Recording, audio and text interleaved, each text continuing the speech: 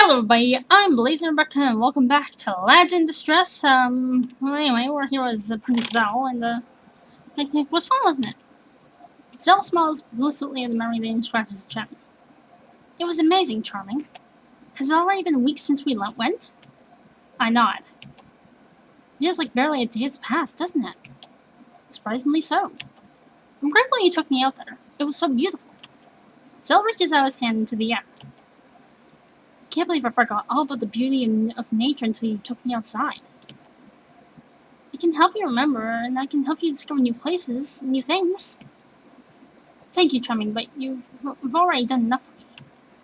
Is this his polite way of backing out? Zell, don't you want to know what else is out there? What adventures are you missing out on by being cooped up in this tower? What beautiful lands you will never see? He hesitates, but he quickly brushes away any temptations with a shake of his head. I wish I had a crystal ball. If only I could view everything within the comfort of this tower, I would. Well, I know the spell that would let him. Giving him an extra excuse to stay here is exactly what I shouldn't do. That would be amazing, huh? What a dream. I don't have a magical item as awesome as that, but I can tell you stories about the outside world. If you want me to, that is. I hope he does. The first step to help me leave this place is to get him interested in the outside world after all. Zell's lips quiver as he tries to fight temptation. I don't know. Is it too much trouble for you? No, not at all. If you haven't realized yet, I'm quite fond of talking. I point to his book with a shrug. Plus, you must be getting sick of these books. Don't you want to hear about places you haven't already read about thousands of times? Zell claps his hands together. No. I'm definitely interested. Please do. I try my best not to reveal how triumphant I feel by cackling, but I only half succeed. God damn it. Talk about landscapes and adventures. There's a beautiful secluded forest in my kingdom that dozens of fairies put charms on long ago. I used to run off and have many adventures in there all the time as a kid. The waterfall there is absolutely blinding, and the trees can speak, although most of them are silent and calm. I've been lucky enough to find many who are willing to sing a lonesome soul to sleep, and wow, they are hands down better singers than half the people in the royal choir. There are hundreds of fruits in there that don't exist anywhere else. Each are as dazzling, and delicious of course, as the others. That sounds wonderful. I wish I could go out and see everything you're surrounded with my very own eyes. I definitely want to try some of those fruits too. I'm a sucker for good food. We're all suckers for good food, Prince Zell. Trust me, you're not alone. Huh. Finally, I knew this would work. Nicole was right when he said the way to a man's heart is through his stomach. Of course. You definitely can. I can be your tour guide for the forest. I've been there often enough. Zell shakes his head. No, I can't. I wish I could, but I can't. What do you mean? There's something stopping you, Zell. If you want to leave this tower, you can and you will. You don't understand. Help me understand then. I'll be ignorant forever if you don't explain. No, I don't know, Charming. I can't leave. I don't even want to. I rub my forehead, frustrated. You just said you did.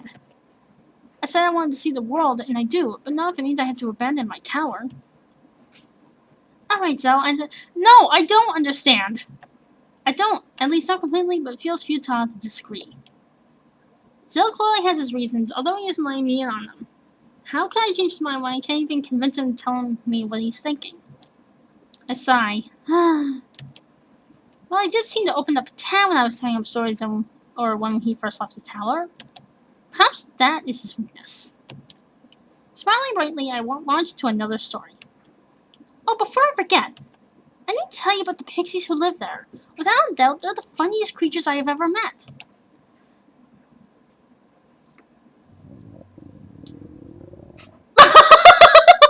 Okay, I try to focus as I write a letter back home, but to no avail. Hey, Zell, what's for dinner? I'm starving. Zell laughs before hopping to the pot, but then he freezes. What's wrong? Remember how we had a feast this morning? And this noon?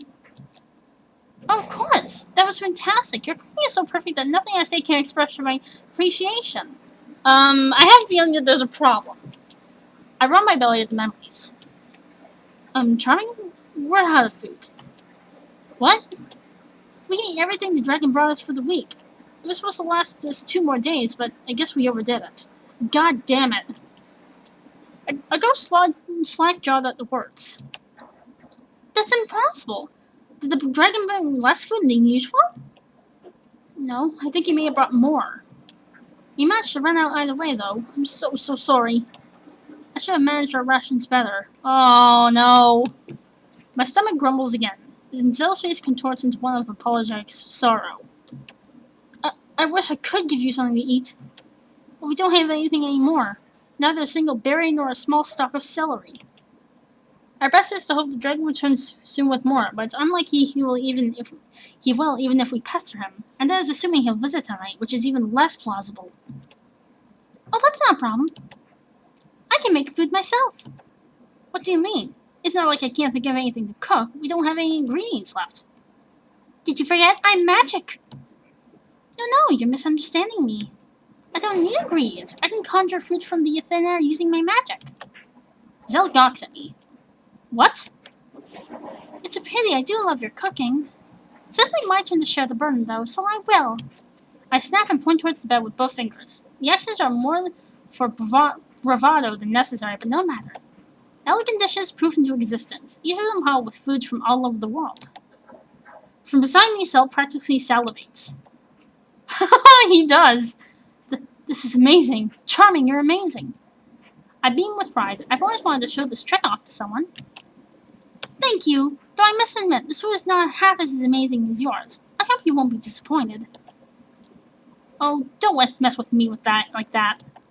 You must have paid my attempts at cooking. It doesn't even come close. No, that's not true. I'm nothing without my magic. I couldn't cook a bowl of soup with my bare hands if my life depended on it, much less anything that tasted half as good as your worst efforts. Zell pouts momentarily, but his smile returns at the sight of the food on the bed. I doubt it, but seriously, this is wonderful. Super quick, too. What a lifesaver. Do you mind if I start eating? All this delicious food just for me. Zell mumbles a hungry look in his eyes. When I clear my throat in amusement, he chuckles sheepishly. I mean, for us, of course. Oh, he's adorable. I'm sorry, I just forgot myself for a moment there. I've been having the same dishes every day for 9 years. Do you mind if I start eating right now? Laughing at his eagerness, I give him a gentle shove towards food. Oh, go on. Dig in. I didn't make us for us to stare at until it rotted away. We laugh before pouncing on the food before us. Oh, heavens. This tastes just as good as it smells. Am I in heaven? I was afraid we'd have to starve ourselves tonight. Why didn't you tell me before? We could have feasted like this on the daily. Magic can be tiring to use, and your cooking tastes much better than anything I can conjure. My food is inferior to yours. It was made with magic, which doesn't have any feelings to speak of. I like to think your dedication and the heart you put into your cooking are what elevate your food from phenomenal to, well, heavenly. Zell blushes from the compliment, looking away even as he keeps shoveling food into his mouth. Thank you, Charming. But you were merely flattering me. Even royal cuisines can't possibly compare to this, especially considering how fast everything just popped up. Now you are the one flattering me, but thank you. I'm glad I can make you smile with this. I'm only saying the truth. Your compliments about my cooking mean so much more now that I know it's coming from someone with experience in eating such quality foods. Hey, does that mean you didn't trust my words before? Maybe, but maybe not. Who knows what I mean? I gasp in feigned horror.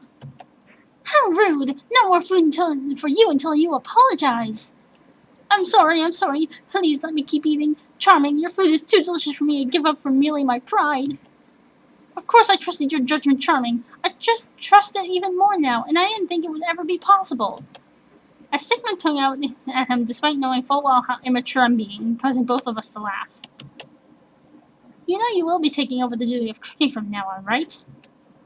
I gave a loud snort of disbelieving laughter. You're pulling my leg, right? What kind of gentleman would make a lady cook for him? What kind of lady would let the gentleman cook for her all this time without informing him the trick she's been hiding up her sleeves? I giggle in delight.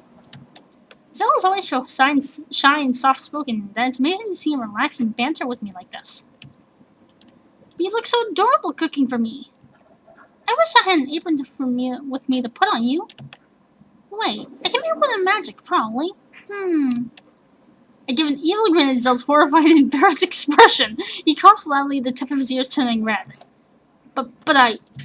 Reminded of the similar exchange we had the first time we met, I'm about to come to his rescue and change the topic again with a strange sort of determination touches his expression. He clears his throat and smiles shyly at me with a hint of teasing. How thoughtful of you, Charming. Is he trying to overcome his shyness for me? Just when I thought Zell could not be any more adorable, I beam back at him, heart fluttering in happiness. Of course, thoughtful is my middle name. Is it, actually? Zelicus laughs as he relaxes. Can you really create an apron out of magic? Out of thin air? Probably. I can't say I ever tried to, because why would I have a need for a magic apron? But the technique can't be too difficult for making food with magic. I've been meaning to ask you. How do you know how to make food with magic anyway? You're so skilled at it too. It must have taken so much practice. But why? You must have had professional, world-famous chefs at your beck and call no matter the time of day.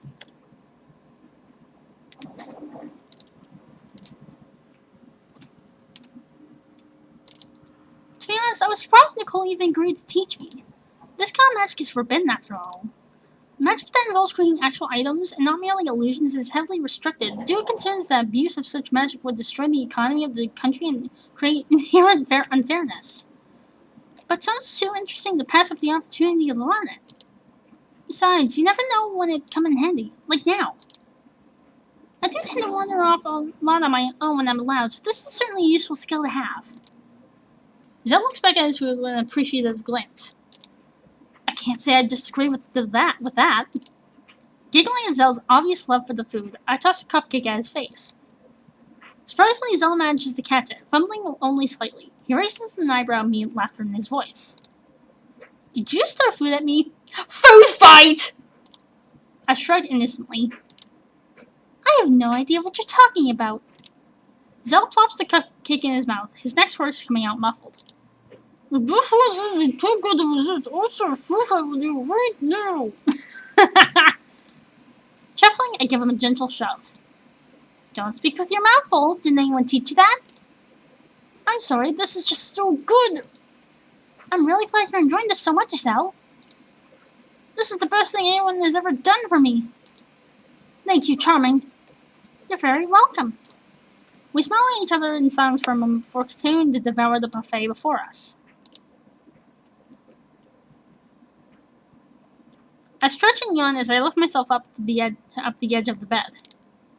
I'm so bored. Zell, how in the world have you survived so long? There's nothing to do. Zell shrugs. Soon you'll join the lack of things to do. It's mediative in the way. I don't see that happening, sadly. I'm a go-getter. I like adventures, not yoga. I pout at them. As for you, aren't there still days when you feel tempted to leave? To go out and play? Zell gives me an indulgent smile. I don't know, Charming. Maybe. Sometimes. Why don't we go out on another picnic? Another one? Yeah, we had a lot of fun last time, didn't we? Simply time to go on another date! Date! The blood rises up to his cheeks as I try my best to suppress my chuckle. A date, huh? If you say so, I can't refuse. It does sound like it would be fun. Of course it'll be. It's between two of us, after all.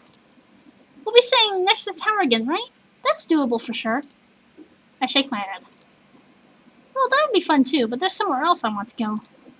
When I was coming here to save you, I saw a really pretty pond only minutes from here, and I really want to take you there. Is that alright? Zell begins to fidget with his hair. Of course he does. I don't know, Charming. That's really far away.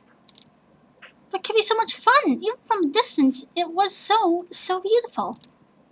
I want to share it with you. Because, you know, this isn't the modern times. I don't have a camera with me, so I can't show you with a camera. I thank you for the offer. I look down at my feet.